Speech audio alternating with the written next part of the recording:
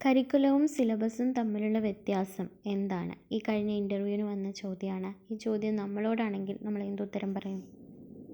അതിന് ആദ്യം curriculum, syllabus എന്നിവ എന്താണെന്ന് കൃത്യമായി അറിഞ്ഞിരിക്കണം അല്ലേ?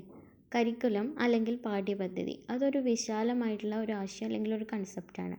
അതായത് ഒരു സ്കൂളിനുള്ളിൽ ഒരു വിദ്യാർത്ഥി നേടേണ്ട എല്ലാവിധ പ്രവർത്തനങ്ങളുടെയും അനുഭവങ്ങളുടെയും, അതായത് അക്കാദമികപരമായിട്ടും അല്ലാതെയുള്ള എല്ലാ പ്രവർത്തനങ്ങളുടെയും ആകെ തുകയാണ് എന്ത് കരിക്കുലം എന്ന് പറയുന്നത്.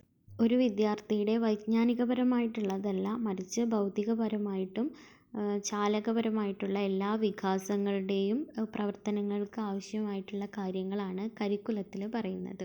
അപ്പോൾ എല്ലാ തരത്തിലും ഒരു കുട്ടിക്ക് ലഭിക്കേണ്ട വികസനത്തെ ഉൾപ്പെടുത്തിക്കൊണ്ടുള്ള ഒരു കാഴ്ചപ്പാടാണ് എന്ത് കരിക്കുലം എന്ന് പറയുന്നത്. വിദ്യാഭ്യാസം എന്നതിലൂടെ കുട്ടി നേടേണ്ട കാര്യങ്ങൾ എന്തൊക്കെയാണ് എന്നതാണ് കരിക്കുലത്തിൽ പറയുന്നത്.